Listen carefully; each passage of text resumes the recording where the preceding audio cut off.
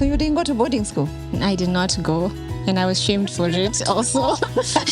I've been told I don't know the real education. I remember a breaking point where I just wrote a letter. I don't know what tells us to write letters. So I wait, a month goes by, another month goes by. Nothing. And now I'm like, okay, everyone has failed me. God, where are you in this? This university is just not working out. Yeah. So I started, I think in the moment of panic, just contacting people. Is there a university where you go? So I hold off. I don't open your attachments yet until one day that I'm just, sitting in the house, I decide to open. That was the 1st of April, 2017. I'm reading this document. I'm like, okay. Interesting university. I'm Googling it. Okay. I see deadline for application 1st of April 2017. Welcome to this episode. This is Timazi Africa. I'm very excited to bring to us my guest today is Hannah. I cannot wait to host Hannah. I have truly looked forward to tell this story, to just have conversation with Hannah. And I don't want to preempt. I would like us to just see her story unfold. Hannah is a teacher. And at Timazi Africa, we're very careful and very passionate about teachers. So this is really just part of the Mwalimu Bora stories that we are going to tell for posterity, for God's glory, and also just for excitement to just listen and hear what God is doing. And so, without further ado, I will let my guest, Hannah. Hey, nice to have you. Hello. Thank I've you. really looked forward to host you, Hannah. Yes. I'm happy to be here. Yeah, thank you so much for coming. Okay. So, you look nice. I Thank like your you. green and Thank your you. beautiful African hair. Thank you. So, now I've already told my guest that you are Hannah. So, would you just kindly introduce yourself? Sure. I'm Hannah for everyone else watching or listening. My name is Hannah Thuo. I work as a teacher, an English teacher for high school. And what else would you like to know about me? Or the rest will come? Yeah. Okay. Let's take it slowly. Okay. All right. So, Hannah, thank you so much for coming. So would you tell us a little bit about your childhood? Where did you grow up? What was it like? What do you remember so fondly? Yeah. Okay.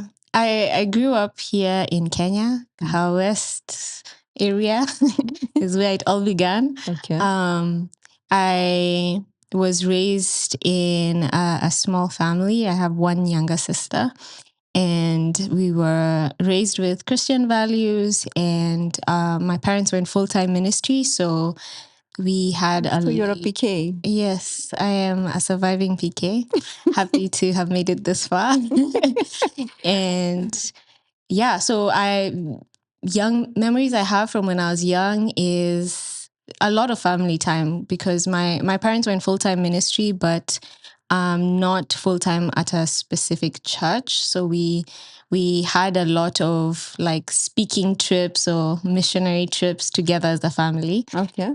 So I remember, visiting lots of places and communities where my parents are speaking, and my sister and I just being the new people who have to be introduced to stand up and sing or a to song. pray or sing a song. Yes, Okay. I remember a lot of that in my young age. Is that fondly?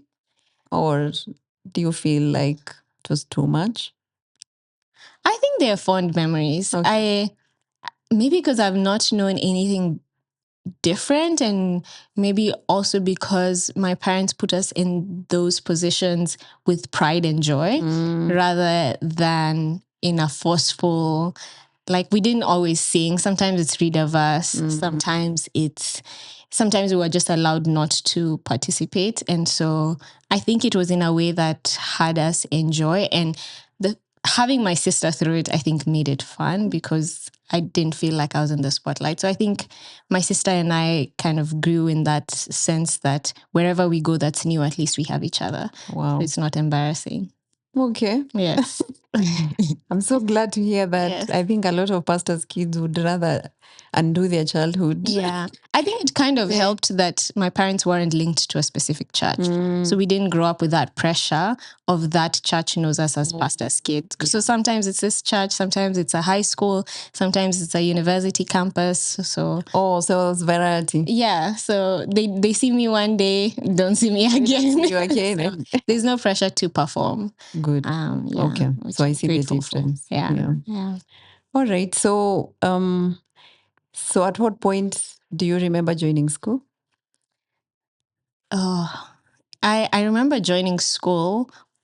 Oh, I remember joining school. My earliest memory of school was I attended Thika Road Christian School. I didn't know that. Yes, I remember the uniform. It was red and white checked. And I remember, I hadn't thought of this actually until you said. I remember being beaten by a ruler on my knuckles. And this was pre-unit. Yeah, this was nursery or pre-unit. I was at Thika Road Christian, and then I remember moving to the next school I was in because it was a small school just starting up. So I remember having friends and neighbors at that school. But my earliest memory is Thika Road Christian. And then you moved to the school you went through. Yes, and so we moved to Faith Ventures for pre-unit. Oh yeah, onwards. Yeah. All the way up? No, when I was 6 years old, my family moved to India. Yeah, I want that story.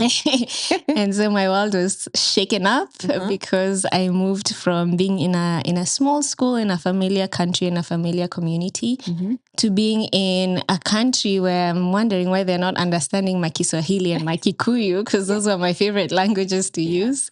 So being in a community that, I had to be a student. It was more fast paced. Being in India, I remember I was that kid who this was when I was in class 2 when we moved. The teacher is trying to erase the board, but I'm the one still writing what they're erasing. So the teacher comes and then takes my books and writes for me so that they can continue teaching. So yeah, I was a slow learner.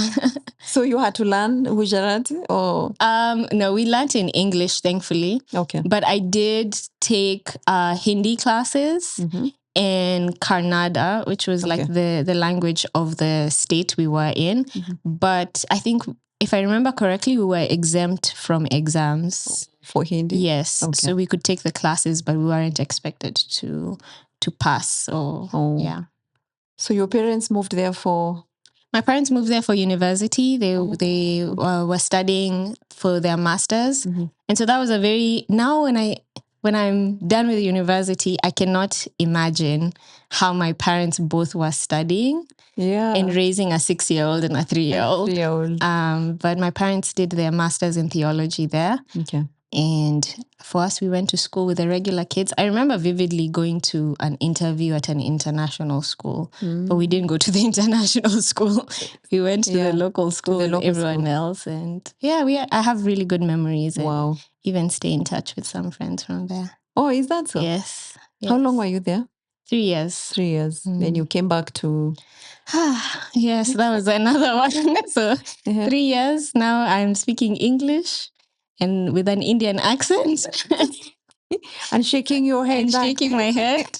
And then we moved back to Kenya now. Okay. And I think that for me was the hardest transition. I think moving to India at 6 years old wasn't very hard. I think at that age, me and my sister sort of adapted easily. Okay. But I think the reverse culture shock was harder because now I think my differences were more pronounced. I think when you are a Kenyan going to India, there's a lot of curiosity about why you're different. But as a Kenyan with an Indian accent coming back to Kenya, it's not curiosity. It is anymore. Being made fun of. I remember being asked to, when you're asked to say something in class, everyone wants you to say it again, not because they didn't hear, but they want to hear the accent. So that was quite a transition. Yeah. So perhaps now you're probably in grade 7? When I came back, 5? I was in 5th grade. Yeah. 5th grade, okay. So you went back to your former school? I went back to my former school.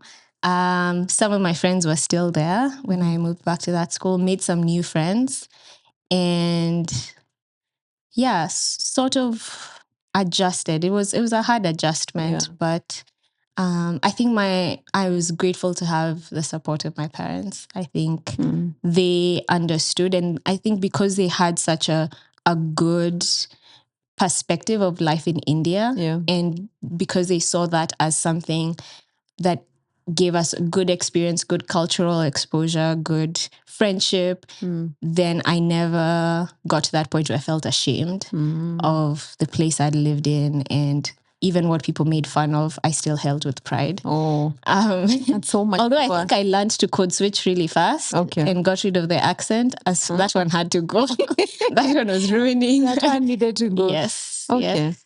Would you remember some good memories about some teachers in India? Oh, because we are talking about teachers. What was there a teacher you are so grateful you met? I think I know you were too young. Yes, Yeah. I was really young. But somehow with teachers, you remember impressions, Yeah. even if you forget names or. I remember one of my teachers, I think I was in grade 3. I remember she had a very beautiful handwriting. Oh. Cursive. I think she's the one who taught me cursive. And I remember her patience and her kindness. Yes, their family was starting that school. And so we were, again, one of the early group of students who joined that school. But I remember her kindness, and I remember my English teacher as well. I remember we used to do dictation, which I don't know if it's common. I don't know if kids in primary did it. I don't know. I did it. Yeah, so I remember dictation. I remember every once in a while, if we were done with our work, we would do general knowledge.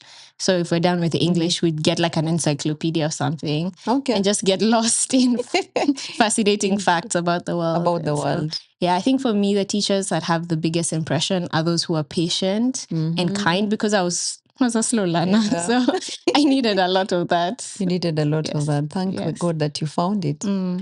Okay, so these are very early memories. So you are now headed towards middle school, or is it junior high school now? When I was in Kenya.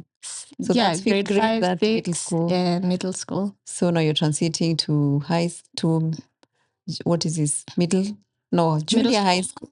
Junior high school, then high school. Yeah. So although then we just called it all school. All school. Yes.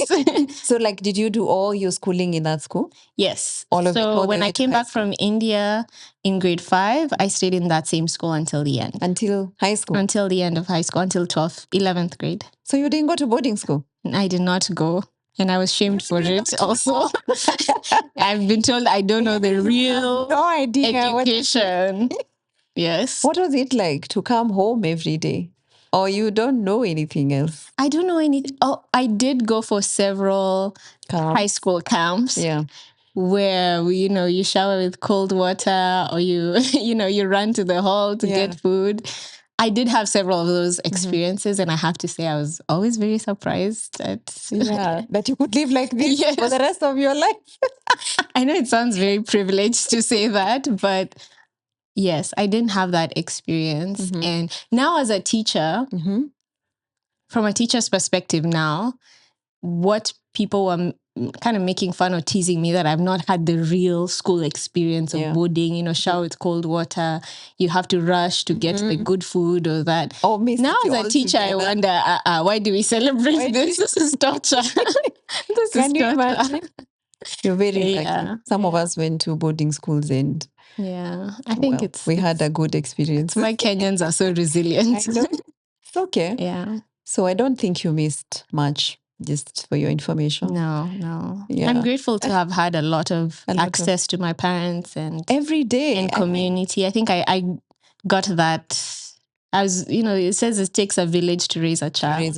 And so I think as a childhood, being with our neighbors, our friends, even you babysat us at some point. Oh, a lot. Yes. I remember how you refused to eat, Hannah. It's only God that I'm here where giving you food and refusing to chew it for hours.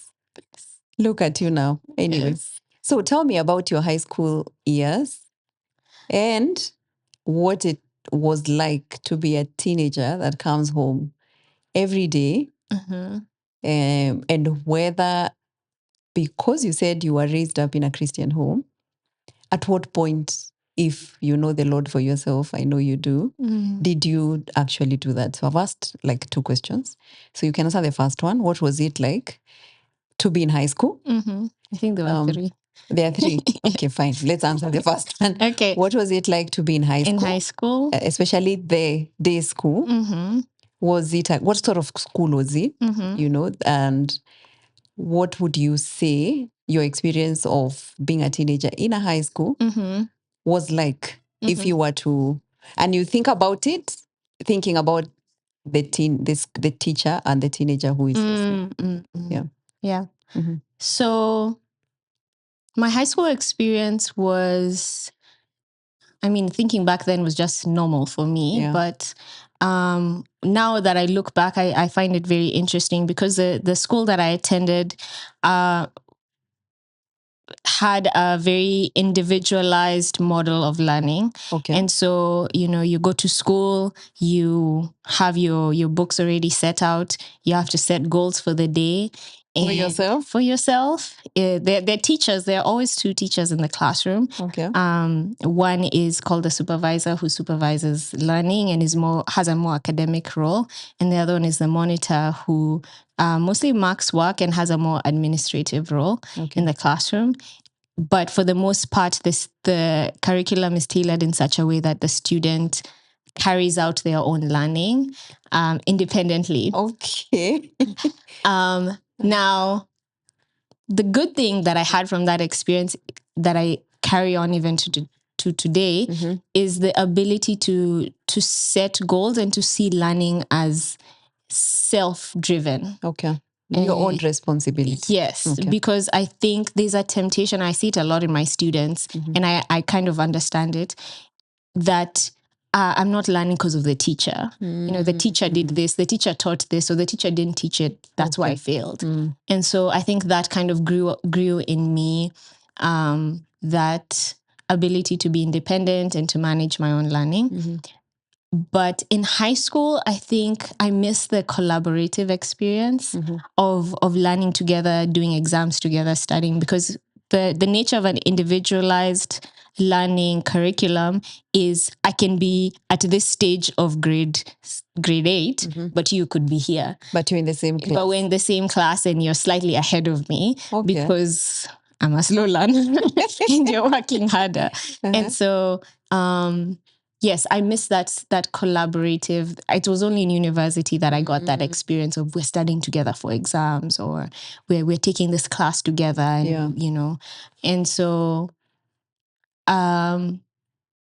something else that stood out for me in that school specifically was it was a small school, so built a lot of relationships with the community and teachers. I had some good teachers who, and I think some traits that stood out for me from the teachers I still have a positive impact from were teachers who were present with students, because you don't have to teach and stand in front and, you know, write on the blackboard, and you don't really have to do that for the students. But teachers who still sought those moments to pour into our lives and to guide us, whether it's through the devotionals they did, or through how they guided us when we, you know, failed a test or did not understand a concept, because that's when we'd interact with teachers more, because you'd ask for help from that teacher. And so teachers who I really felt, especially in that middle school, high school, where some people just don't want to work, some of us have lost motivation, but teachers who still affirmed our character and affirmed what we are good at. I had at least one specific teacher who I felt like he knew each student, and he really pushed us to be better. That was around grade 7, grade 8. Now, when it comes to being a high schooler who comes home, I think what I had that people in boarding didn't have is I still had to come home and do my chores and do my homework. And I think that's where a lot of conflict in my teenage came from. Yeah. Me wanting to do my own thing and my parents wanting me to do their thing.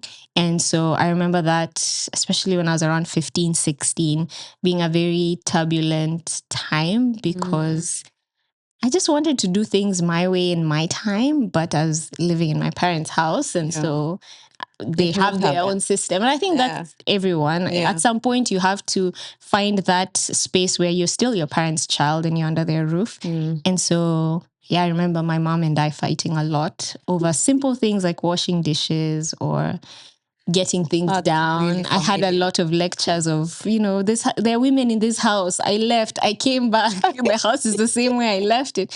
And I could not understand that concept because things will get done eventually. I know, right? Why are we pushing? Yes. But now that I live in my own house, I realize if you come home from work and the chicken is still frozen, you can't cook it. You can't cook it. Yeah. But then it was that conflict of, I think adjusting to kind of getting older and still being under your parents' roof. How did you navigate that as a teenager? I don't think I did. I don't think I can take any credit for being the mature one in that season. Okay. I think it was a lot of push and pull. I might not have said then that I was a rebellious child, but I think we all had that rebellion in us.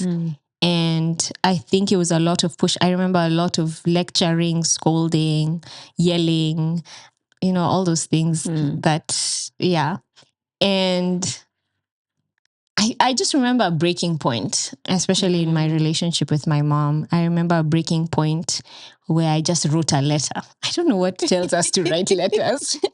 But if you're a teenager and you're watching, don't write the letter.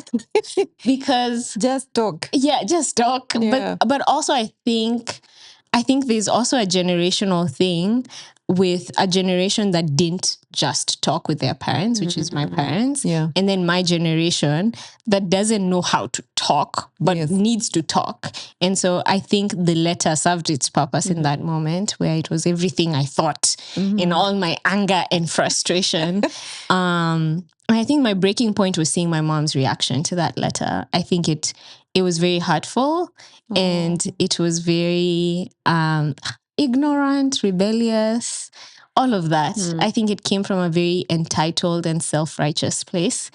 And so I think that was a breaking point where I think, life just got us to that point and slowly we came out of it. So I won't take any credit. But I give my parents a lot of credit for being patient. And all parents for being patient in that season where as an adult, you can see that this child, that you know the best for this child. That's true. Yeah. And I mean, all teachers also go through this. Yeah. But the child themselves don't believe that they should be subjected to that authority. They think they know. And that no progress happens until one person yields. And so I think that letter point was my point of yielding when I saw that my mom was human. And I think that's until my 20s, I think 21 is I was like, hey, yeah, my parents were right. And so I think it's that point of knowing that my parents are human. They're not a machine, just, And so, seeing the humanity in my parents changed. That's profound. Yeah. Wow. Inside as a mother, wonderful. You feel healed. I know. I'm like seen. I'm seen. Yeah. So would you say at that point that you are a Christian? Oh yeah, that was the last part of the question. At that point, okay. Now we have to go back to the fact that I was raised in this Christian environment. So I had a very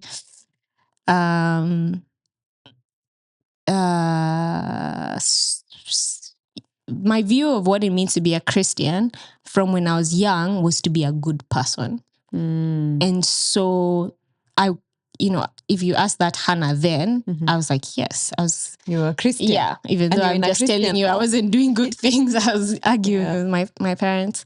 And And so I remember at 5 years old watching a film called Heaven's Gate and Hell's Flame, which is now, I'm seeing it now in Now it's a churches, play. like performed live. But Yes. then I was watching it on a tape in black and white. You are And ancient, Hannah. yes. And I remember watching that and seeing the devil's performance in that. And I was like, I don't want that. I do not. However, the devil was portrayed for me as a 5-year-old, I was just shocked and scared.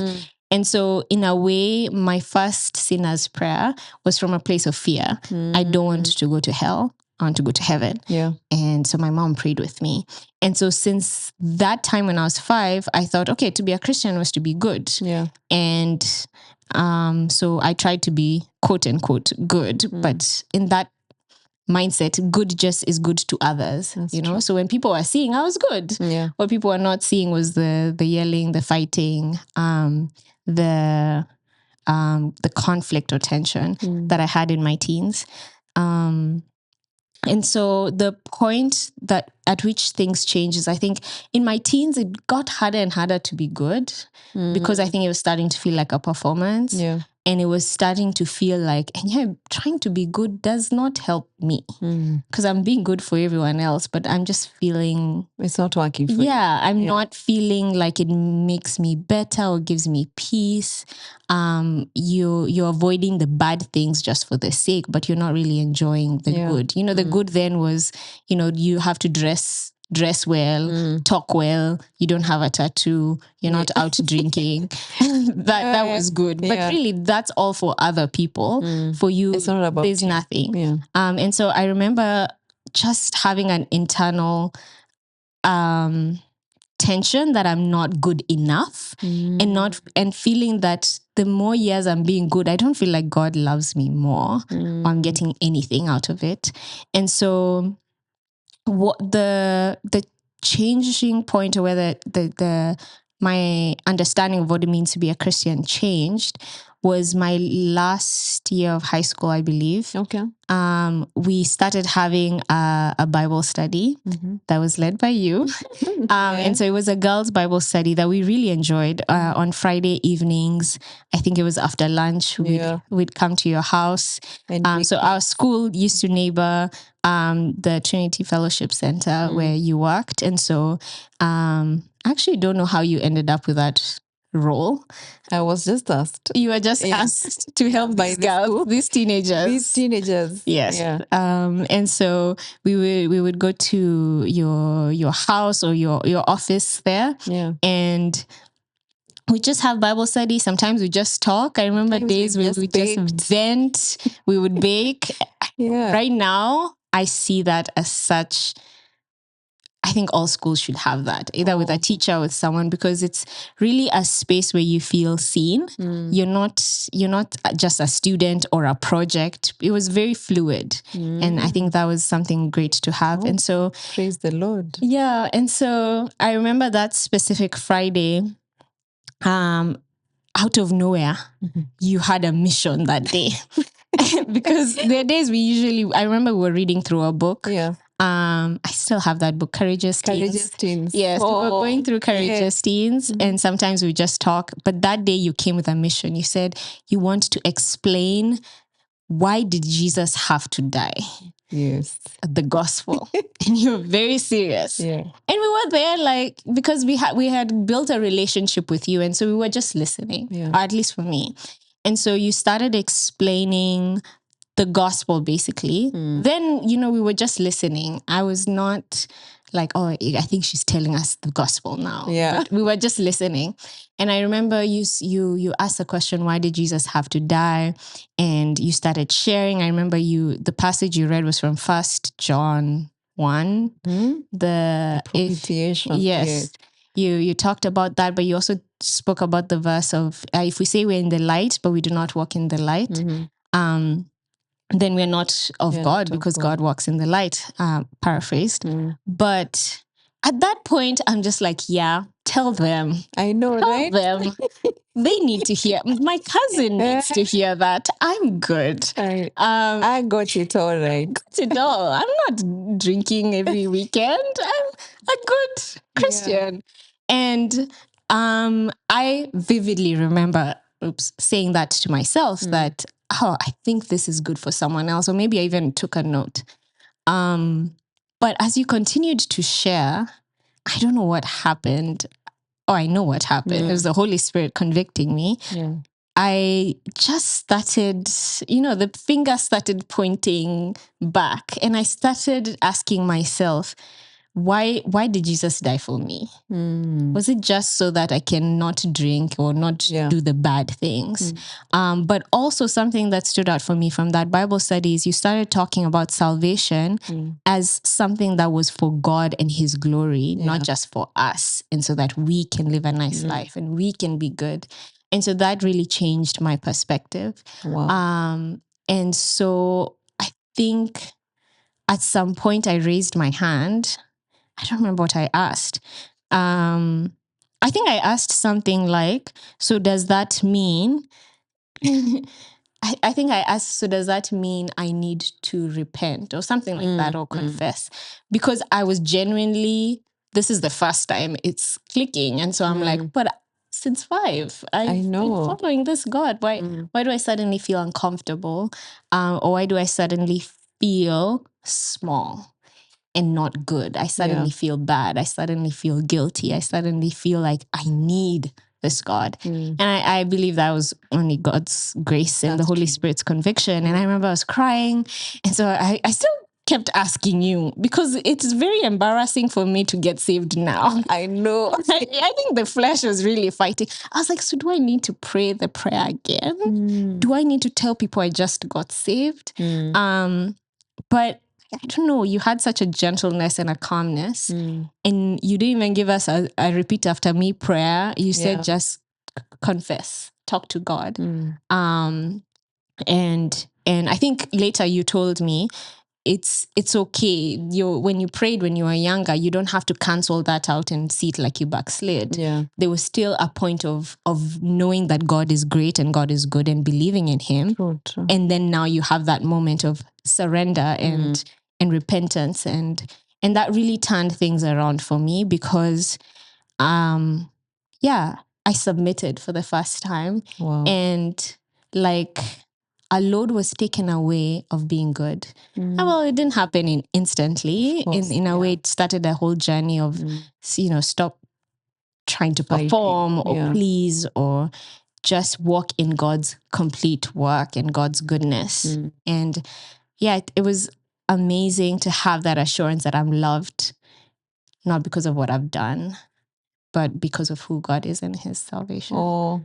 Yeah. So I really thank you for that moment. And I remember it vividly because of how self-righteous I was. Oh, I'm so... Yes. That is so nostalgic. I mean, I remember those meetings. I think at one point I started asking myself, are they even meaningful anymore, Just doing something every week. Yeah. But I enjoyed them because you were like really good girls. Maybe my most enjoyable moments were the baking time. Yes. I really enjoyed we loved praises. the baking. Yes. Praises at artistic, But I'm grateful because I think what comes from that moment when I think about them is what youth workers do. Like you could be doing something over and over again and you're not even, seeing any fruit. But then that's what makes it so special is that it is really God's work. Yes. And that he's the one who is at work. Yes. And all you need to do is do what you really just need to do. And so I look back with gratitude for those those days, and I'm grateful that we had those conversations. Now look at you. I mean, every time I think about it, I'm like, gosh, Hannah, look at Hannah. When you think about those very almost mundane times of just hanging out. Sometimes, like you say, we were doing nothing. We were just hanging out. And I think I was not a teacher in the school. Yes. But I was a constant presence in the school. Yes. I was like a youth worker. And maybe that's one of the things I wanted us to have a conversation over about a teacher. And we'll come to that when you talk about your own experience of teaching. But at the point of your turnaround, so now you've turned around, you're almost finishing high school, and now it's time to go to campus. Yes. So between the time you graduated from high school and the university, I know that you took a while. Yes. And I'm very interested in that time because I also know that that's the time that shaped your decision to become a teacher. But before I ask that, did you always want to be a teacher? That's a tricky question.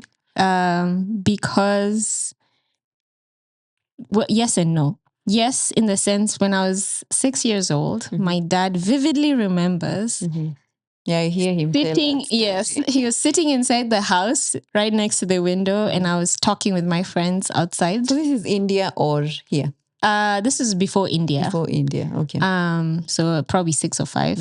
And I was telling my friends how I'm going to become a teacher. Okay. Proudly.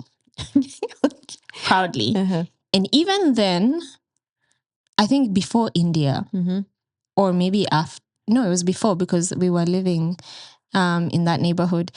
I used to have classes. My parents had bought me a blackboard and I used to teach. I remember I used to make little notebooks. Maybe the notebooks came after because I was a bit older. I would take papers, staples, clips, staple them, write English or math and teacher Hannah. And I would run classes. Oh. Like, people would play Chamama, Chababa, me was Chatita. You were teacher. And so I loved it then, and I was very proud of it. Okay.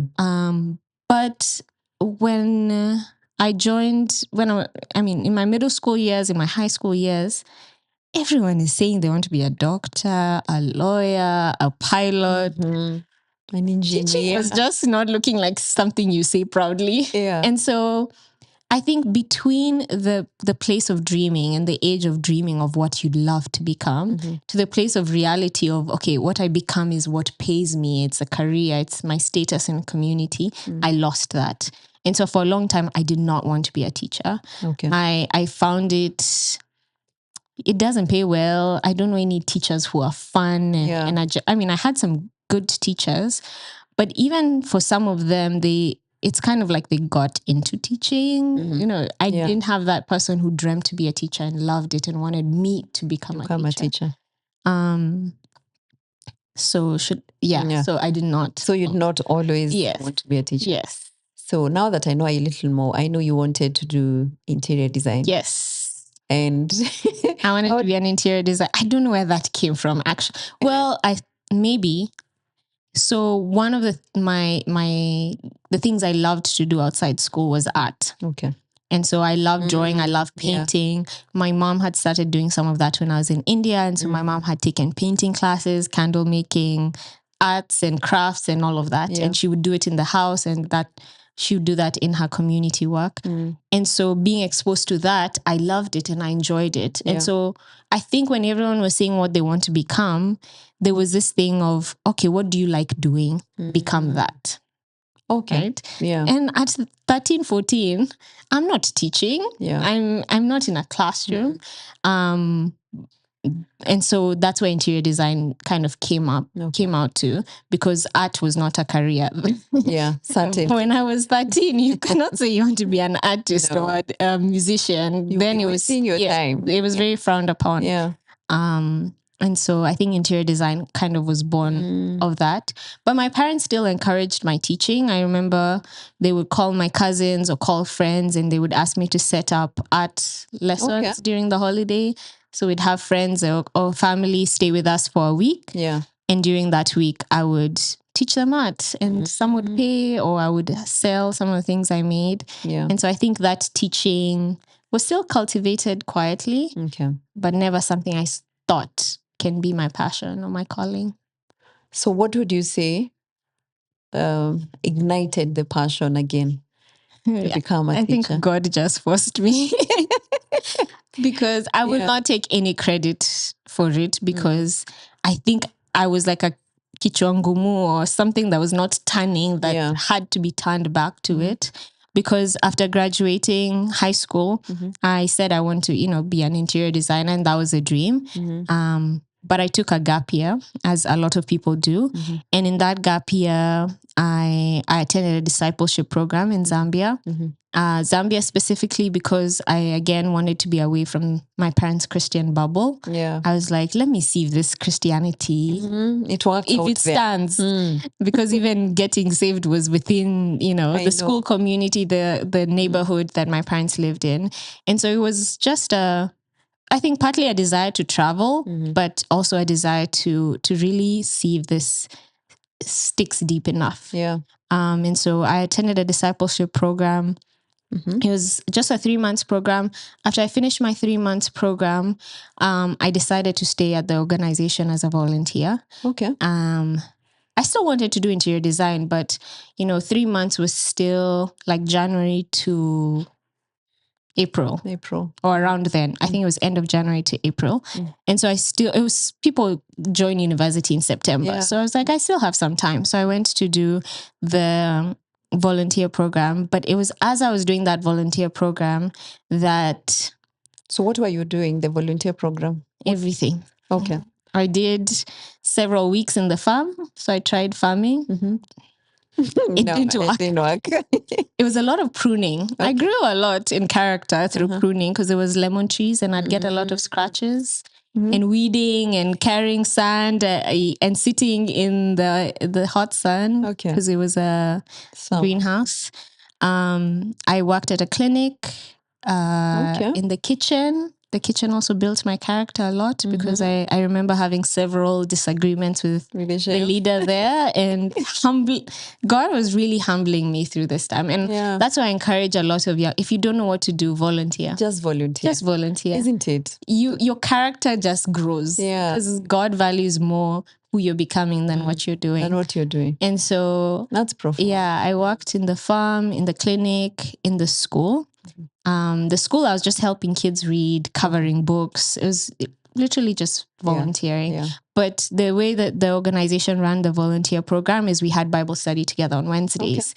And it was great because people would come in from different countries, volunteer for a time, and then leave. And so in one of the Bible study sessions we had, I think it was prayer and fasting, because I think we used to do prayer and fasting once a month.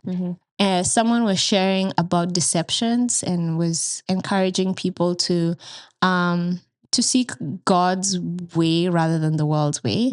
But deceptions, they weren't saying like someone lying to you. It's something, because it's popularly known as good, we assume that it's God. And so they were talking about different deceptions. I can't remember all the examples, but one that rang in my head was this idea of, finish high school, find a career, go to university, finish that, do this, and that rush. I was really feeling like, why am I really struggling with that rush? Because I'd taken, a gap year. I was going to go to university, but I was feeling rushed into it. There was something about interior design that I couldn't explain what it was, but I was just not feeling like I'll work as an interior designer. I could see myself doing it for fun, but I couldn't see myself studying for 4 years on how to decorate a house. Not to minimize that career, but I just wasn't seeing myself thriving. And so I shared that with some people, and we started having this conversation about calling and about purpose. And people started sharing with me how, so in that organization and where I was volunteering, there were people my age, there were people way older. And so some of the ones who were older were sharing with me how career and calling doesn't have to be one thing for the rest of your life. Because I think I was feeling a lot of pressure to have that one career that I'll study for 4 years and then I'm set. I have to live with it for the rest of my life. And so some of them were sharing, I started with this, and then after a while I started, now I do this, and it's all different. And so that's opening my understanding of, okay, maybe this decision is not as life-threatening as I thought. Maybe I can slow down. And so that's when I contacted my parents on, I think then it was Skype. And I told them, I'm coming home, but I'm going to delay applying for university. That's when they thought this girl has Now she's lost it. she has decided not to be educated. And I didn't know. I think I was just like so excited and I was sharing. It's only when I came home at the end of the volunteering program that I realized they thought I had given up, no university at all. But I was just asking to delay. Yeah. But what also happened in that season is when I was volunteering at the school, I vividly remember watching the kids rehearse a performance. And as I was watching them rehearsing, I just had a thought. And the thought is like, you're going to teach them. And I'll teach you how to love them. It was just a passing thought. I laughed. I laughed out loud. The thought of me teaching this kid. I know. I laugh. It's those things of like, can you imagine? No. How can I be a teacher? Yes. And so I laughed it off. And a few weeks went by. And then during their holiday, as I was just minding my own business, eating lunch, one of the directors of the organization came to talk to me. Just asking questions like, oh, how's it been? Yeah. What have you enjoyed doing? Tell me about the school you went to. What subject did you enjoy? And I'm just there like, yes, English was my favorite subject. This is what I liked. And as he was sharing, he then asked, so here's this challenge we're having. So it was a mission school. Yeah. And so he shares that the main teacher they had was unwell. And so she was taking time off. The person who had stepped in was doing great, but had to leave for the next term. They were not going to be there. And this is not a school that hires or is running for profit. And so they needed someone to step in. They have someone who can step in, but that person has a 3-month-old baby. So they can only do it for several hours a day. So then they asked, so can you help? In my head, everything was saying no. Yeah. But I remembered that thought. You will teach them. And I was like, why do I feel like I had preparation, or I had some knowledge that this would happen? And so I said, well, I don't have much training. I don't know what to do. And they said, no, we're going to have a teacher who meets with you weekly, lesson plans with you, and then you teach. And so how old are these kids you're teaching? Grade 4. Grade 4. Okay. And so I said, okay. And so I went to meet with a person who was to help me lesson plan. And the first thing they tell me is this, I thought when I heard about this, I thought this was not a good idea. Oh, and I was like, boy, yeah, you're right. This person already thinks I'm not cut for this. Yeah. But I mean, she ended up being someone who really inspired me as a teacher towards the end. And so every Sunday I would meet with her and we would plan the lesson plans for the week. And then every day I would start off with the students. We would do devotions. We'd do some of the morning work. And then a teacher would come in to teach the core subjects, maths, English, and I forget which other one she would teach. And as she teaches, I'd babysit her 3-month-old baby. Mission school. And then she would leave, and then I'd teach the other minor subjects. Okay. And release them for the day. Wow. That was tough.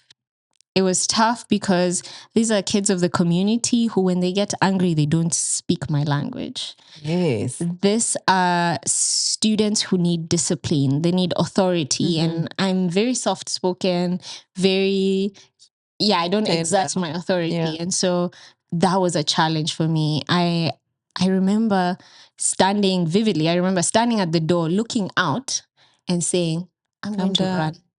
I'm going to leave. I'm volunteering after all. Yeah. I can leave. Anytime. And then the thought would come to my mind. And the thought would be, Hannah, but do I leave? And there's this image of, does God walk away when we behave this way? And somehow that would give me strength to go back. And that happened several times. But also these students who were so challenging for me were also the students who spoke so much into my life. I saw love through their eyes. I saw kindness through their eyes. I remember after a very difficult day, they write me a note, say, sorry, we were very difficult. We love you, Miss Hannah. And sometimes you're angry, but it just disappears when you say that. Yeah. And, you know, being in moments where I'd go to report what the kid has done to the teacher, and the teacher says, no, you are the authority. You need to go back and you need to talk to that child.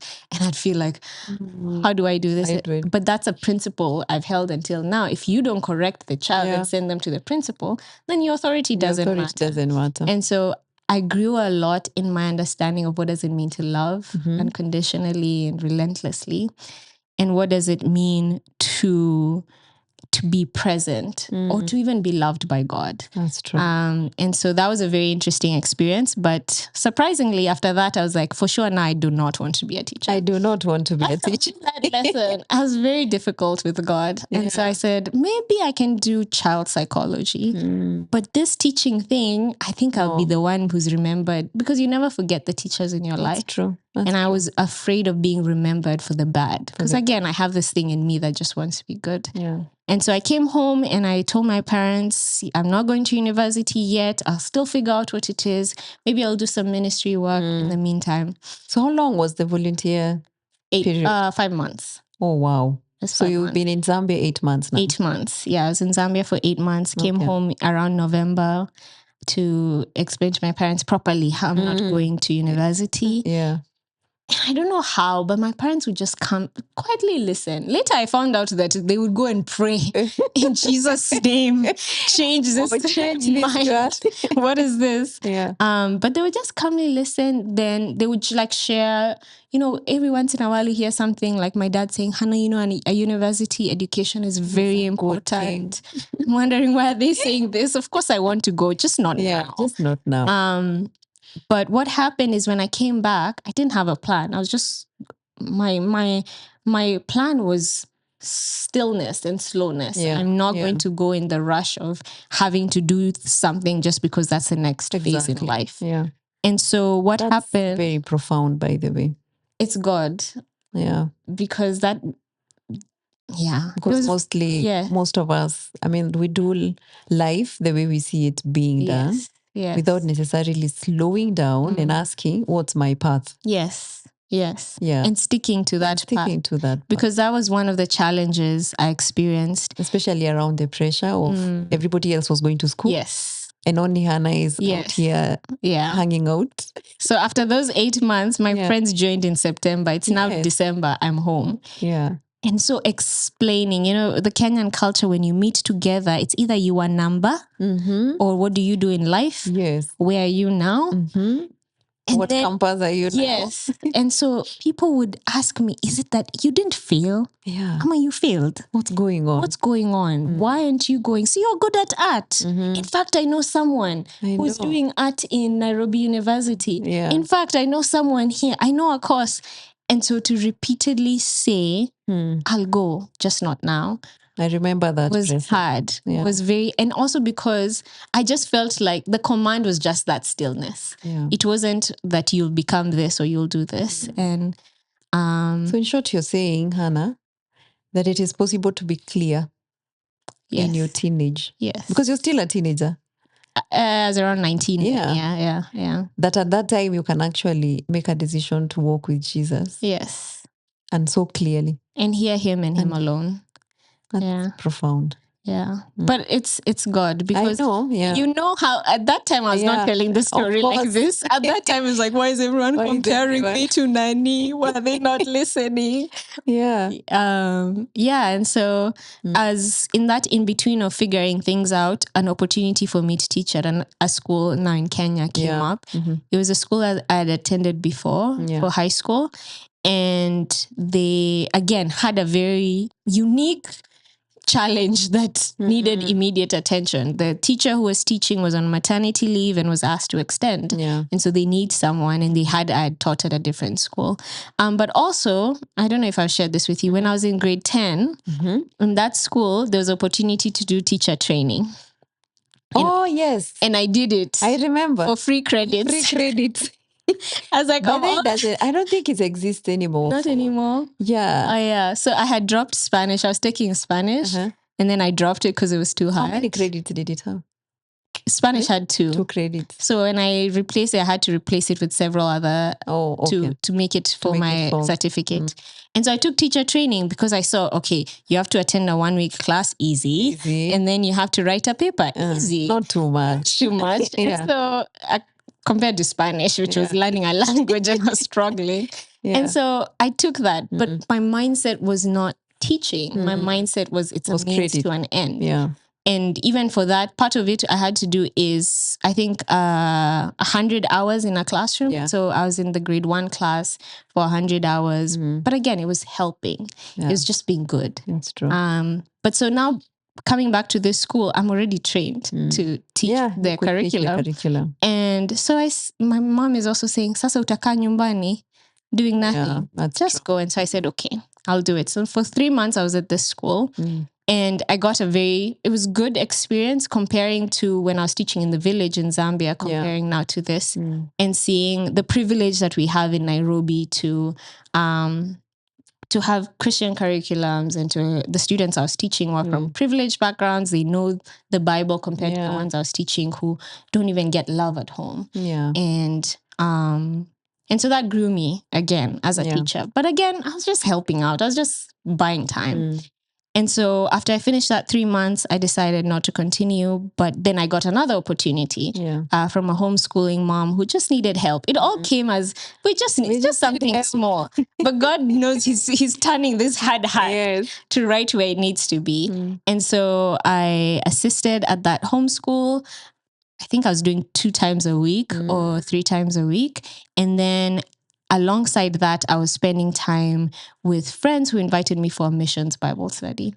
Okay. And so that mission Bible study now started training me about missions and calling. And so somehow God softened my heart until I was at a point where my parents gave me an ultimatum. They were like, Sasa, this is it. You need to go to university.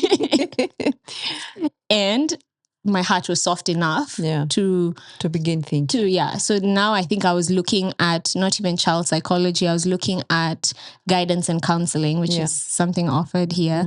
So I think I wouldn't say I just chose, but I think circumstances and God really pushed me to that place where it silenced the noise of the world and showed me that it doesn't have to be the career that gives you all the money or gives you the stability. But for now, say yes to teaching. Wow. Yeah. What a beautiful journey. Yes. What a beautiful, inspiring journey of walking with Jesus, faithfulness, and even just stubbornness, which sometimes is helpful for the soul in terms of how God, when you look back, you're able to see the patience of God and his guidance and even just mercy, because he would have as well just allowed you to walk down a path that maybe you'd look back and regret. So that's like really kind. I agree. I think God really uses stubbornness, because then it wasn't coming of like really I'm waiting on God. Yeah. It was this thing of I can't go to school and then give up. Yeah. And spend time doing something that I don't love and you don't like. Yeah, so it was kind of like a perfectionist, like I want the one that I'm meant to do that I won't waste time. But then God used that to also help me wait for his voice. So it means also that God does not always call us to do the things we like. Yes. That's and I tell people honestly, teaching is not my natural gift. It drains me. Completely. I'm an introvert. By the end of the day, energy has gone. But it fulfills me in a way God knew when he created you. And it serves the purpose of the time. And so I think I really challenge this idea of do what you love, do what you're trained as. I realized we can't all just be doing what we love. This world won't run. We don't have enough jobs.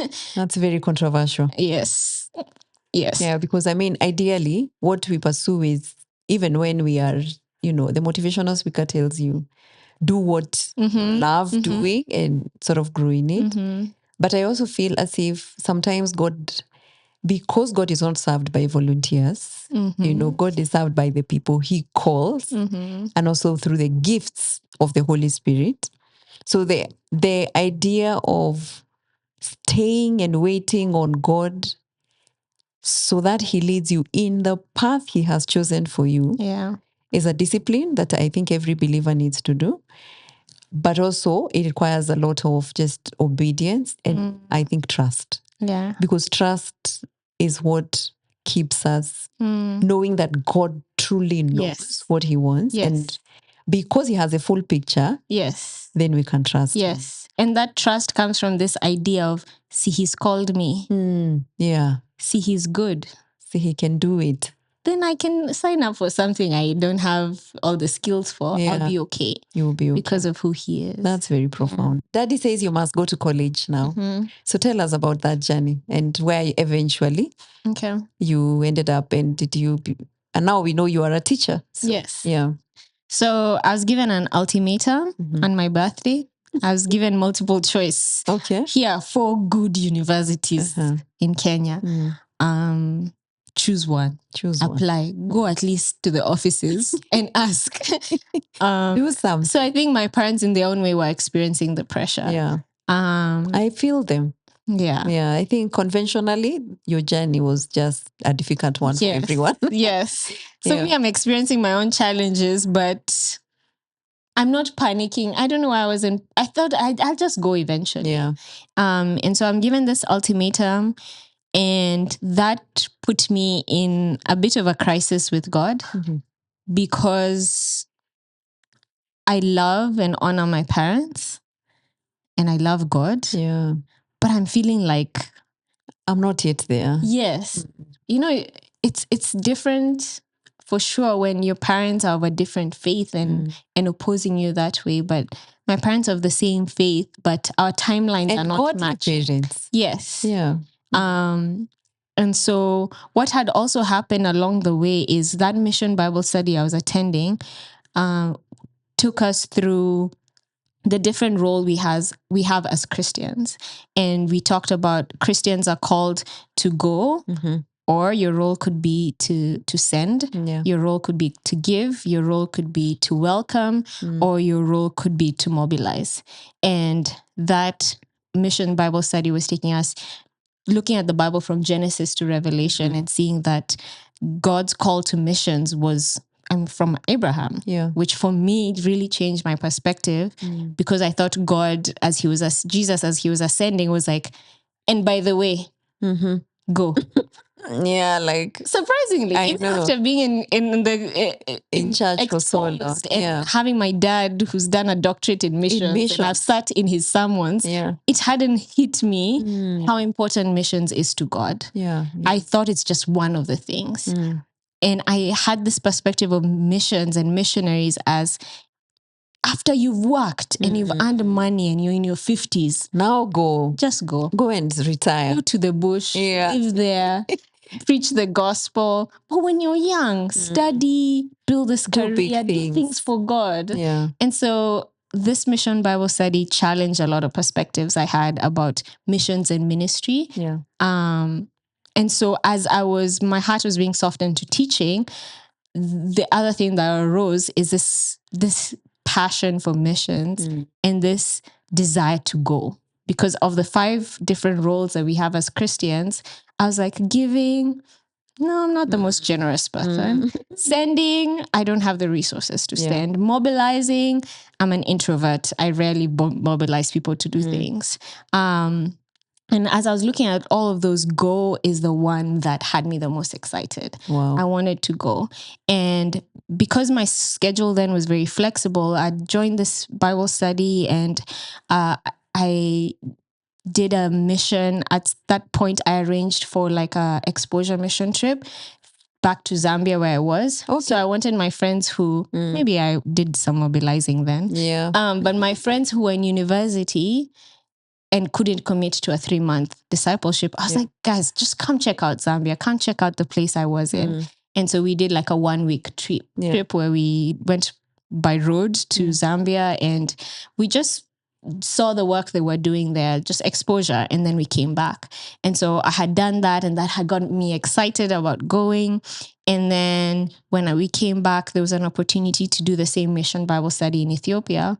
and everyone was busy except me. I'm not in university. Yeah. I got to join the trip, and we taught the same mission Bible study there. And something happened when I was in Ethiopia. Something really ignited this desire to go. Was we were singing worship in the evening, and they were singing in their own language. And so they were singing a song in Amharic, and I don't know, my soul was just so excited to hear people worship in their own language. Yeah. And I just had this desire of, I want to be in spaces where people are worshiping in their own language. If this is what heaven looks like, can I experience a bit of heaven on earth? Yeah. Can I be in spaces where people love and worship God in their own language? Yeah. That can only be done if we go, if we help achieve the gospel being spread. And so that, ignited. So when my parents are telling me choose from this for university, I'm feeling like God is calling me to go. And go These now. 4 are in Kenya. So how do I tell my parents? No. I've already told them wait. They've waited. It's been now. Almost, it's a year plus? Yes, it's been a year and a half. How do I tell them no? And that was a very hard conversation to share because I really felt like I was disappointing them. Truly. But I also felt the urgency to do it now. Yeah. Because my parents were, why can't you wait? Do your first degree here. At least here we know we can save money. We can put it aside. We can take you out there. It's expensive. We don't know where are you going to start. And so I remember praying and I told God, God, you've told me to honor my parents. I know. But you've also called me to this. To honor you. I can't do both. And I told God, I'm going to honor my parents. Yeah. Because of the 2 commandments, this is the one that can kick me out of the house. So this is the one that's right on my face. This is the most practical. And so I'm going to honor them until you can make this calling that you've had for me a reality. Yeah, truly. And so that's beautiful. But I also told God, if I go to any of these 4 within a year, I know I'll quit. Because I have this passion for what I love and I feel like I should do, and it's not this. And it's not here. And I know I will quit. I couldn't tell my parents that, but I knew I'd quit within a year. So I went. I started looking at the universities we do online. I'd shortlist them, and I decided, okay, this one doesn't meet, this one doesn't meet. I think there were 2 that kind of met what I wanted, which is guidance and counseling. So I go to town because these days in Kenya, if you see something on a website for a Kenyan university, you still have to show up and see for yourself because either the email is not working on the phone. And so I went to the offices. I'd seen a program. I said, this seems best for what I want to do. Yeah. So I first go to the one building. They say, sio hapa, enda huko. So they send me to another building. I wait. And then finally they talk to me. They tell me, ndio unataka. We don't offer it anymore. We just haven't taken it off the website. Ooh. So this course that was a compromise with me and my parents is not available in this university. And like, I'm now trying my parents' way and it's also not working. I'm just getting rejection in return. But that's around that time I'd also tried my own way. Actually, before my parents gave me the 4, I tried Egypt.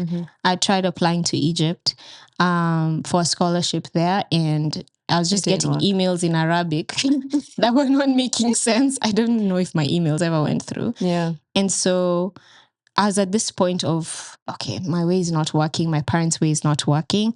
I really don't know what to do. And so around that time, one of our neighbors told me that at their church, they had an announcement about this scholarship opportunity for people interested in teaching. And actually, she first said it a year ago, but I wasn't interested in teaching. So I just ignored it, actually. But this time she was really insisting. Then I should at least contact them. So she wants to do teaching, at least contact them. At this point, I didn't know where the university is or what it entails.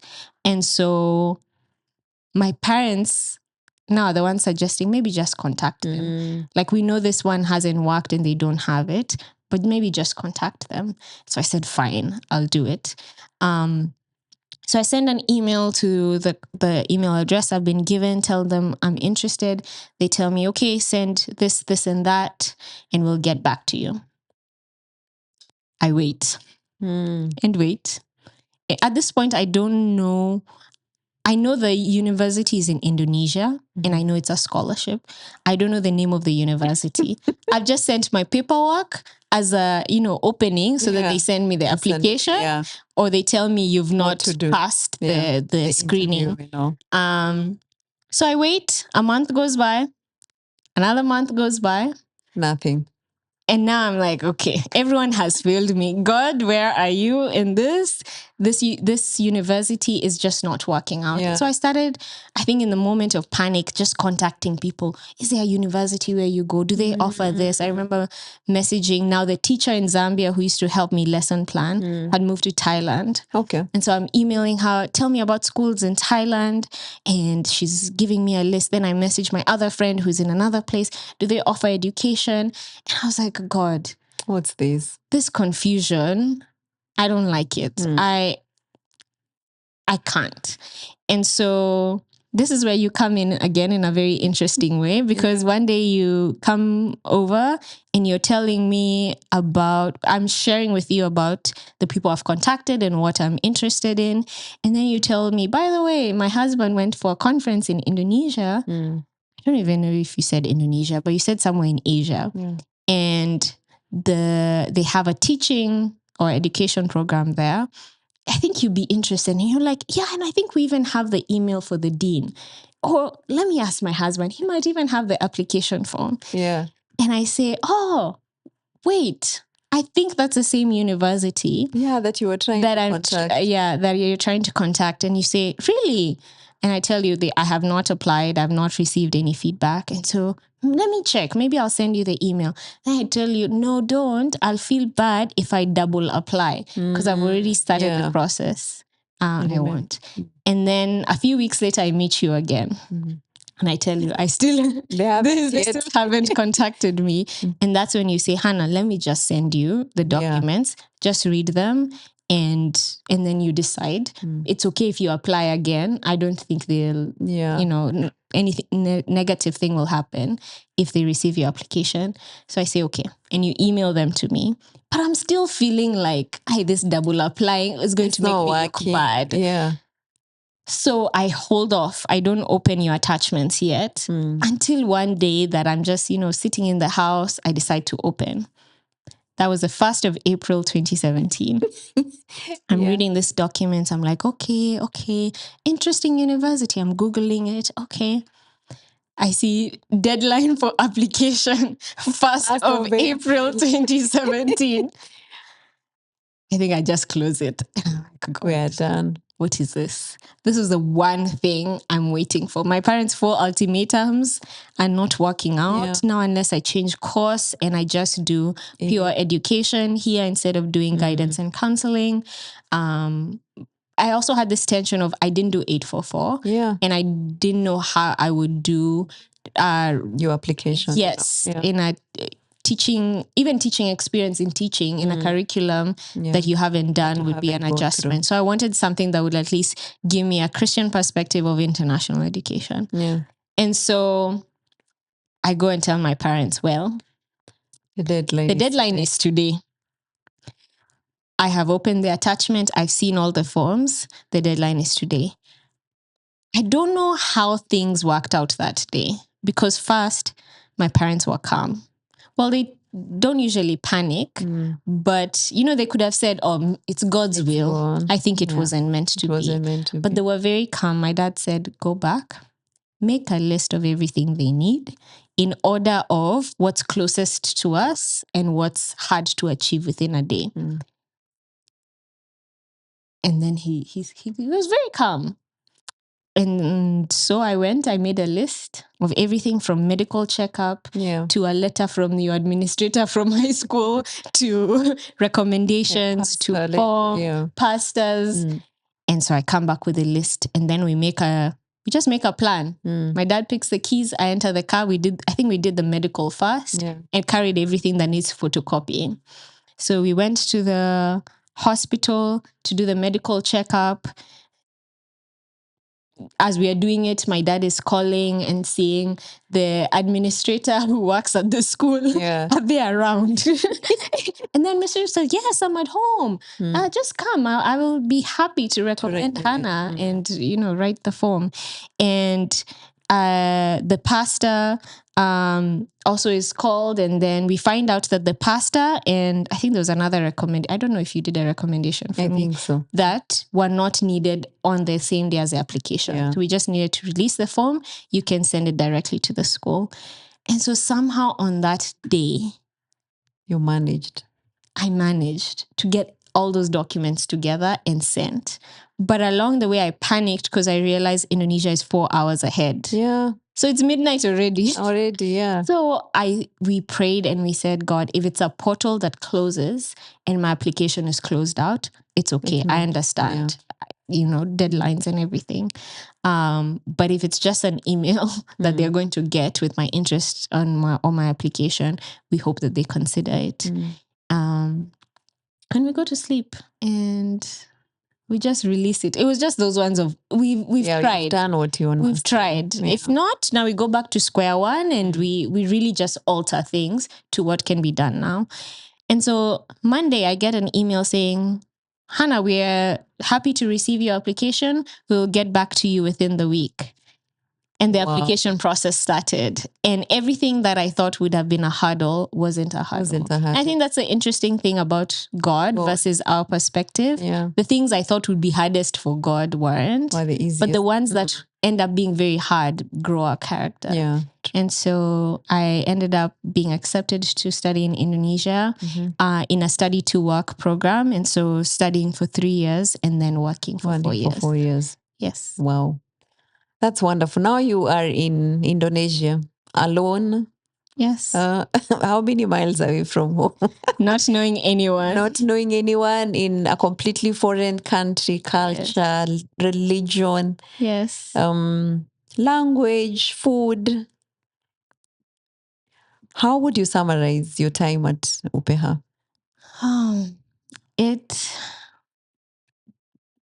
Character development, as Kenyans say.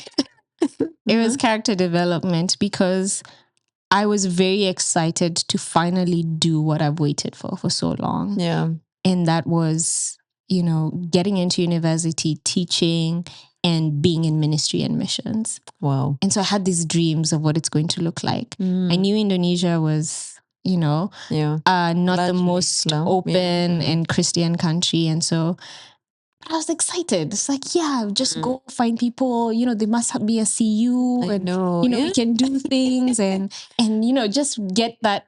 There's something I love in Kenya. I'm yet to see anywhere else where young people come together and under the same cause do a lot. And I realized that was not the same context there. And so the first challenge I experienced was expectations and unmet expectations on what university life will be like, really. Yeah. The finally out of your parents' house and living your own life. I realized how lonely and far and and challenging international living can be. But I think character development is the right word because I grew a lot in character, even though I struggled to balance, starting afresh with community, starting afresh in school and learning and still growing as a person. Wow. Yeah, it's challenging. So how would you describe your teacher formation journey? How was it like? Besides the formal education to be a teacher, so there's a teacher formation, the teacher that you have become. What would you attribute that to during your college years? Yeah, I think the biggest thing that shaped who I became or who I've become as a teacher was the professors that I had. Okay. I think for the first time, I had teachers who challenged me thoroughly in a way that I loved. Wow. Because I remember telling one of my professors, I think this is the first time I'm learning how to think. Wow. Because, I mean, being in an individualized curriculum system throughout primary, middle school, and high school, I was basically the one running my studies. No one was saying, but what if this is wrong? But what if this ideology or this perspective that we have is inaccurate? And forcing your brain to think that way. And so the first point that shaped me was my professors. I had professors who encouraged us to disagree with them, encouraged us to disagree with each other. One who was even excited when someone raised their hand and said, no. I don't like that. And having that classroom environment. I had one who was teaching us our English, fundamentals of English, using philosophy. Wow. And I remember the first time he put that Plato book in front of me, I was like, what did I sign up for? I know. What's Plato, this? Socrates, philosophy. This is philosophy even Christian? I know, right? That's what was going through my mind. But his classes challenged us on what to think. I remember we wrote essays on what does it mean to be a human being? Wow. What does it mean to have virtue? What does it mean to have wisdom? And you have to answer it within one paragraph, not those 8,000, concise and to the point. Yeah. And so I think they modeled what they were teaching. Wow. So that's one thing that shaped me. The other thing that shaped me was the book Teaching Redemptively. One of my favorites. Yes. That book really challenged me because it talked about redemptive or Christian teaching, not just what the teacher should do, but what should we believe first? Before we teach. Before we do. What should we believe about ourselves? And I think my favorite one was believing that we are fallen in need of redemption. I don't think we ever factor in our humanity and the foolishness that comes with that. No, we are teachers. We're teachers, yes. Hannah. And so as teachers, starting by saying, I'm foolish, wicked, evil. Oh, no. I have experienced grace. So that you can then do that for your student and say that this student is limited, the student will fail, but they are in a process that will lead to hopefully their redemption as well. And so I think being in spaces where we can factor in that we are limited and we are weak really gave me, remember, I was not a teacher because I had it all in me. Yeah. I was a teacher because I felt like this is the part I play in God's kingdom. And so to be told it's okay to be weak and to see teachers owning up and saying, I remember I used to have a professor who would email after a class and say, I don't like how I explained this. I don't think it was the clearest. And then proceeds to explain it again in the email. So acknowledging that he could have done better in the way he explained it or in the way he asked a sudden question that came up in class. And so having that example, reading that book really shaped me. But also just failure and correction. Yeah. You know, every once in a while I'd make a lesson plan and the teacher says, the time you said this lesson will last and how much you planned didn't add up. It's not making sense. Yes. And sometimes even doing our mock teaching where you teach in front of your class and you said it's a 40-minute lesson, in 20 minutes you're done. Yeah. Tell us, what will you do in the next 20 minutes? And so, that practice really shaped me to be someone who in the classroom acknowledges my own journey and then shows grace and builds grace for my students' journey. I think it's something I've really held on till today. That's so beautiful. I think one of my favorite quotes from our teaching is that good teaching cannot be reduced to technique. The good teaching comes from the integrity of the teacher. Wow. That's said by is it Parker Palmer in his book, The Craft of Teaching. And when I think about what it means to form a teacher, even as our journey at Timazi Africa for teacher formation, that is our dream. Exactly what you just said. Because I think that's the crux of the matter. That's what makes good teachers. That you actually acknowledge that at the time you're entering that classroom, you are as human as the student you're meeting. And that also reminds you that to form this student is not about the math I teach today, but the person I am to that student. Yes. And that's so profound that you experience it in college. It was beautiful. I envy you. I mean, that's just beautiful. Yeah. You had a wonderful, beautiful journey that most of us would have wanted to have in college. It was good. I remember my college days, most of my teachers, I did computer science, so my classes were very abstract. But the teachers themselves were very abstract, didn't connect with their own subjects. And so you just, survive and just leave college. So I feel like you had something that we all hoped we could have. It's a blessing. Yeah. I remember once raising my hand. No, I think I talked to the teacher at the end of the class and I told him, this one you're going to have to explain to me like a 5-year-old. Wow. I have a lot. It was one of the Bible classes. I have a lot of questions. Okay. I'm going to need help. Wow. And we sat down. I came with 10 questions and very challenging and direct questions. And they just listened. And they were able to listen. Responded. Wow. That's beautiful. I hope that you have been a teacher like that. I hope now so. that you have taught for 4 years. Yes. Is it 4 years? Yes. So you said it's a work to study to work. Study to work. Study to work. So you work for 3 years and then you study for 3 years, then you get your degree. Yes. And then you go to class. Yes. For the 4 years. Yes. You're assigned to a school and you work there for 4 years. So you've been in Indonesia for 7 years. 7 years. Yes. Oh my goodness. The journey that began as if it was uncertain. I'm at the end of that year. You are at the end of the 7th year. Yes. Yeah. So how has the 4 years been like? What are some of the most wonderful moments you've had in the classroom? And what would you have done differently?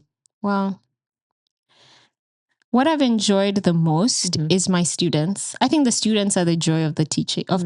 Yeah. Sometimes it's the adults who make it hard, but the students are the joy of teaching. I've been blessed to have wonderful students, respectful and so were they all locals in your class? It was a mix. Okay. It was a mix of local Indonesians, Koreans, and other nationalities. And it was such a beautiful classroom, a kaleidoscope of cultures. Yes. Yeah. And I think that gave me some joy being also different. Yeah. Especially teaching English. We just explored everyone's culture. Yeah. And so that was a lot of... It was good. I have to say it was hard starting off. Yeah. Because I think just like anyone starting off their career, there's a lot of pressure to prove yourself, to be the best. Now finally I have a teacher. Let me prove to this place that I'm good enough for this place. And so I think it took a while for me to build my identity as a teacher, which is very important. Yeah. Because you might want to be the most strictest, who has children who just listen to you, the most nicest. Yeah, I know. The children are your friend, but they don't do their work. Or the most popular. Yeah. Or the one who works the most. You're leaving at 6 p.m. Everyone left. You're just working. And so I think my first year was a lot of building my identity as a teacher. Yeah. In my first year, I'm very thankful for the teacher I worked with, because my first year was seen sort of as an internship year. And so I worked with a teacher who, even though she wasn't set up as my mentor, but mentored me. A lot of the things I do today is from watching her. And so I think she is as someone who is very monumental in it's different when you study with the textbooks in class and you make those lesson plans and you teach them to your classmates and they get it, or you do it in teaching practice. But now when you're actually there, you realize my schedule doesn't allow me to make a 4-page lesson plan with each and every instruction. How do I alter that? What resources? Also, my first year teaching was during COVID. Oh. So you taught online? Yes, my first almost 2 years. Very difficult years for teachers. Because in Indonesia, we stayed 2 years online. Online. Actually, 1 full year was online, 1 full year was hybrid. So I had some students in class, others at home. And then my last 2 years were in person. And so I think one of the biggest lessons I learned because of that was to be new and just show up as myself. Wow. Because you reach online, your whole school program was preparing you to teach students in the classroom. Yeah. It's online. Okay, now after a year, okay, I've gotten online. Now it's hybrid. How do you do it? Yeah. Okay, being comfortable with being new and even admitting to my leadership and my students that I don't know where to find this or I don't know how to do this. And then my third year, again, now adjusting to having everyone in the classroom and finally having that teacher experience, but we are all like affected by COVID. Yeah. So how do we live in that new reality? Yeah. And then last year, which I think really solidified a lot of, okay, now I think I know who I am and I know what I like doing in the classroom. Wow. Yeah. So are you proud of your 4 years? I'm very proud of my 4 years. If I was to change anything, I don't know if I'd change COVID because it just made everything harder. Yeah. All of us would wish those. Yeah, I did not enjoy teaching on Zoom. I had to have a sticker on right next to my camera to remind me to check my face because I would be like almost frowning or be like very serious. So I had a smiley face to remind me to smile. Because I'd watch my recordings and I'm like, why do I look so stressed? So bad. Yeah, COVID really did a lot of harm. It was hard. And also because right now the students I have are affected by COVID. I think the greatest challenge we've experienced as schools because of COVID is low social emotional skills. Yeah. Relating, solving interpersonal conflict, building friendships again, because for so long, the friends were, online or some people just only had family. So, Wow. Congratulations, Hannah. Thank you. You have done well. Thank you. And I'm extremely proud of you. Thank you. I'm grateful to have someone who knows from the beginning. Yes. And doesn't hear me and think, oh, she's so great, but knows that it's been humbling. It's a beautiful journey. Yeah. So 2 final questions and then we'll be done. In high school, I know you mentioned the teachers that were most instrumental to you. Are you able to recall either an incident in school that was not very pleasant, but a teacher either helped you through it, and then you can transpose that to your own experience as a teacher, and whether you had a student who had an experience either similar to yours or different, and you would say that that was monumental. And those are, like a beacon of looking back and saying, I am so grateful I actually met that student. Okay. You said that and I had 15 different things in my head. Oh, that's wonderful. Yeah.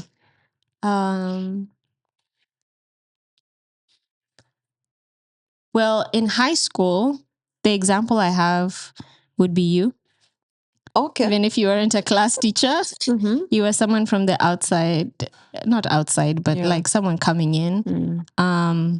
But the example that you have that I hold on to is you related with us as a whole being, not just our minds as students.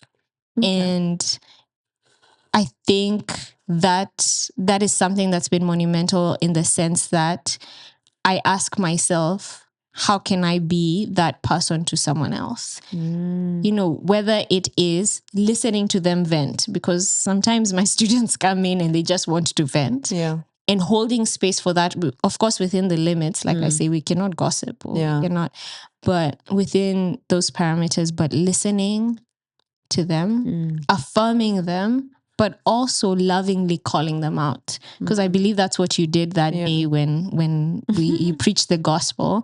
I think it was coming from a place of such strong conviction that some of you or all of you don't know the importance of the gospel and you take it lightly.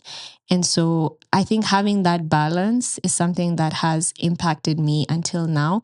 I want to be the teacher who can listen and love you as a whole being, but call you out and address you with an authority that might be hurtful, but might lead to your growth.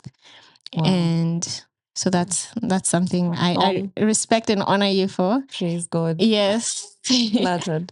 The other example was from university, and this was now me as an English teacher being shaped by an English professor. Yeah. And I remember writing one paper, and I went to show him, and I can't remember what it was. I think I had quotes. I was analyzing Martin Luther King's letters from prison, and I was writing a literature. Letters from prison, isn't that Bonhoeffer? Or no, letter from a Birmingham jail. Oh, okay. Yes, okay. I was analyzing that letter. Yeah.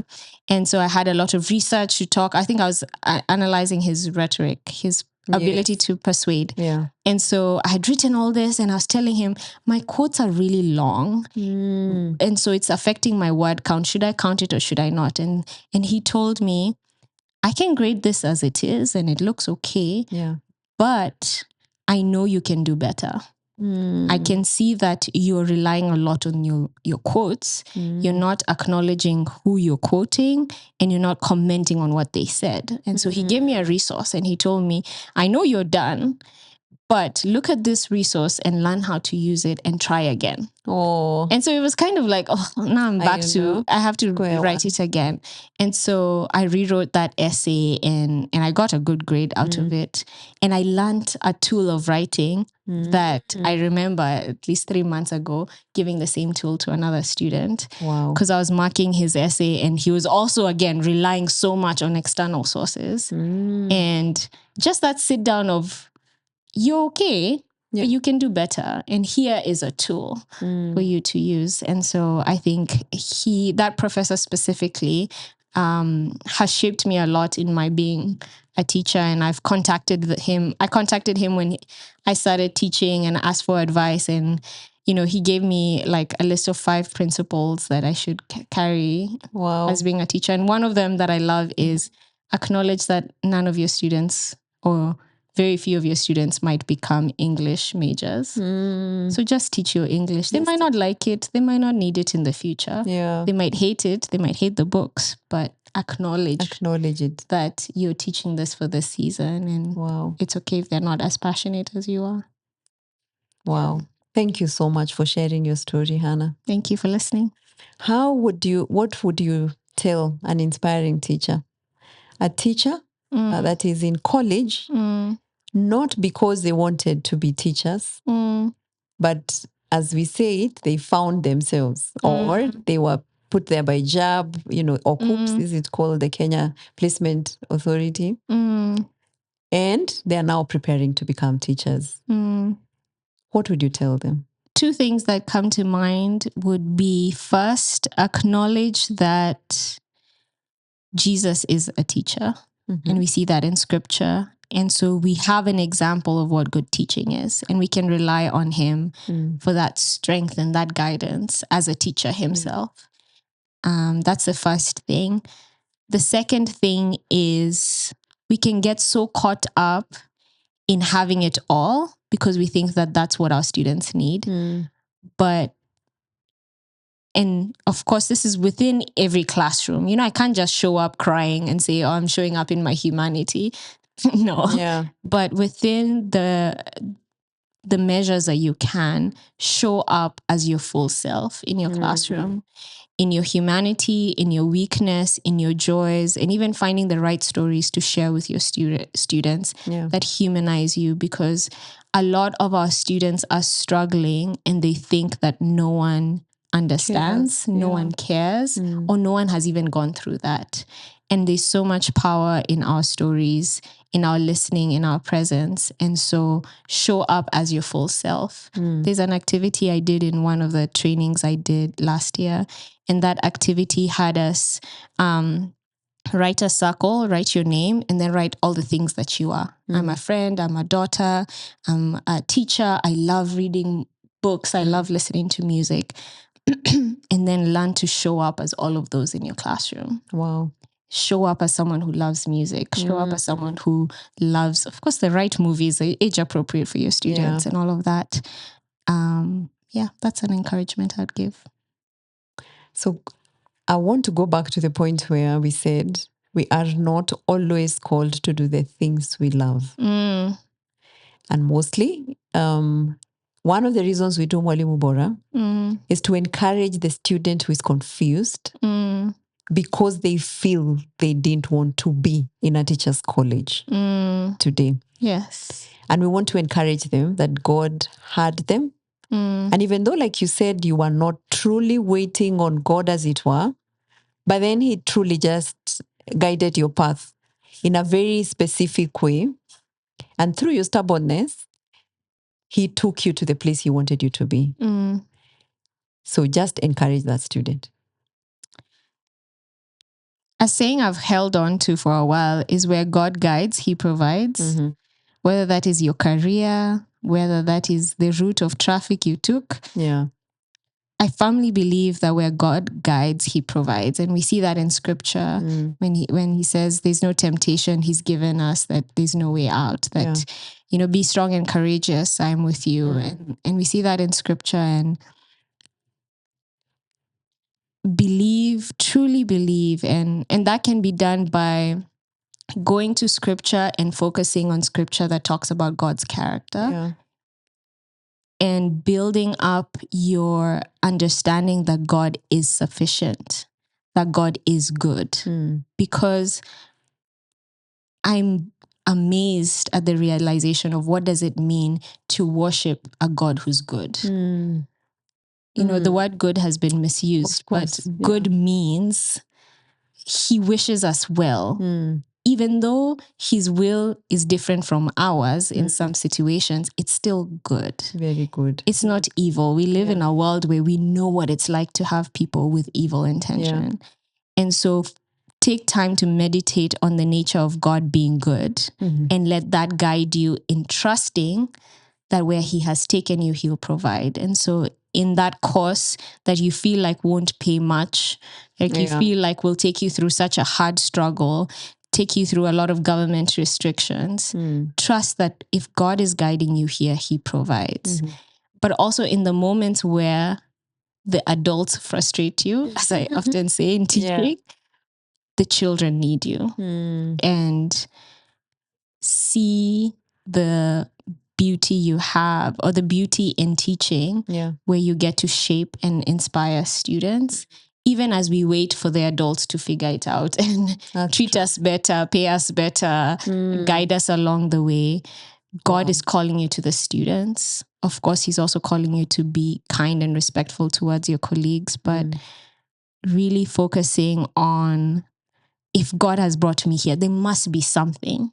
It's not the same for everyone. We might not all be remembered as that one teacher, but we might be the one who listened so that child had the courage to talk to the other one, who then led them to Christ, or then encouraged them. Wow. And so nothing is lost. At all. At least not in the classroom. And no time is lost. No time is lost. I really don't live wondering what would have I been like if I went to university immediately.